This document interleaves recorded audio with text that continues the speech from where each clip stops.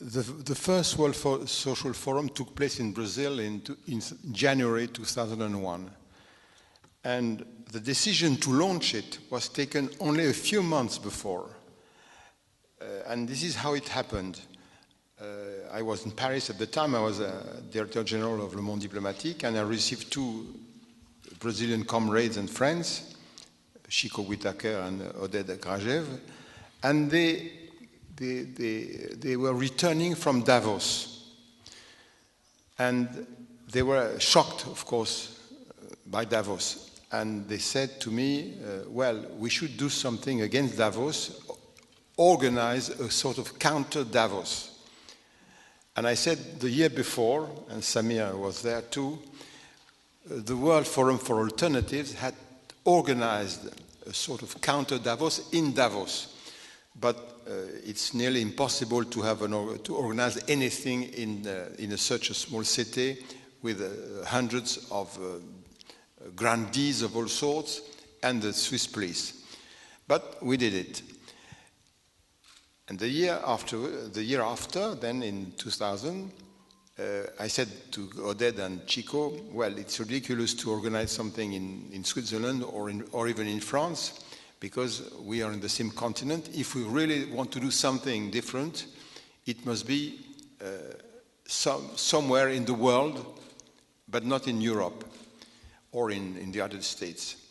And I said, when we examine the different possible countries, the one which seems best appropriate is Brazil. Why Brazil? Because of the existence of popular movements of the party, of the PT, of many organizations. And in Brazil, where I suggested Porto Alegre. It could have been Belo Horizonte or São Paulo or any other city, but it just happened that I had studied the participatory budget of Porto Alegre, and I thought that it was a good symbol to organize something in a city where they had put in practice this participatory budget. And we decided that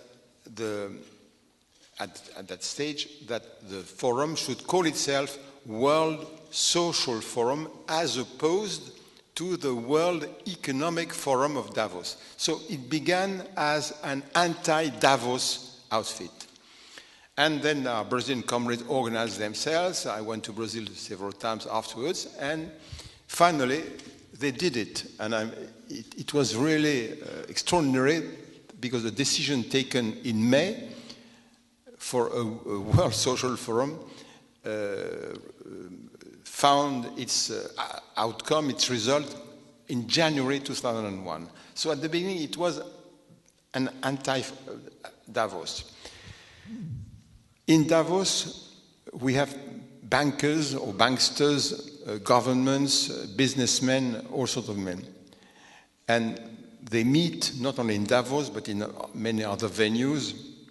But there was at the time no existing space for social movements of the whole world, organizations, students to meet. So the forum was a forum of organizations, not of individuals. There were individuals, but as members of organizations, which is totally different from the Occupy movement. And when you asked me about the relationship with politics, so when we said it might be in Porto Alegre in January, of course, all the Brazilians who formed the organizing committee were members or close to the PT. But they didn't have the backing of the PT. They were members of the CUT, of the Mouvement des Santerres, etc. So when the idea progressed, Lula, who was not president at the time, not yet, asked me to come and meet him, because he wanted to know exactly what we meant with the social forum. Would it be against the party, against the PT, or not? And I gave him the example of ATTAC, which was, at the time I was president of ATTAC, France. I explained to him how we functioned. That is a social movement which makes proposals, which doesn't intend to replace parties, which acts on a different sphere, in a different sphere. And he understood fairly well, and he gave us the green light. We were speaking with Eric. If we hadn't had the green light of Lula PD, we could have organized it anyway. And if not in Porto Alegre, in some other city of Brazil, or perhaps in Mexico or another country. But it was better to have the PT with us, though they kept at a distance. They provided, the city of Porto Alegre and the government of Rio Grande do Sul provided considerable financial and logistical assistance. Without them, it would have been much more difficult. But they did help, but they didn't try, and that's much to their credit, they didn't try to influence, to say we want this or that. No, they left us alone. There was sufficient confidence with them, between them and us, for them not to try to manage to control everything. But of course, during the forum, Lula was invited in several not round tables, because they was in an immense room. There was in Gigantino, which is a gymnasium which can accommodate 20,000 persons.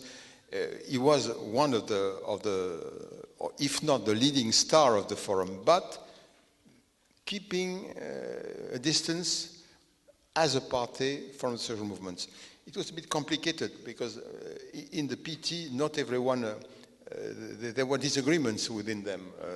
Some were closer to the leadership, others were less close, but we managed, and it started like that. And one phrase I often use is the following, referring to Aldo Moro's, the Italian prime minister who was assassinated by the Red Brigades, when he said once that between the Communist Party, the Italian Communist Party, and Christian democracy, there should be parallel convergences. Normally, parallels never converge. But you can have, on the one hand, social movements who advocate this or that measure, and on the other hand, in a parallel way, political parties which go in the same direction, each in its own separate line. And I think this could apply as well to the Occupy movement, but we'll discuss that later.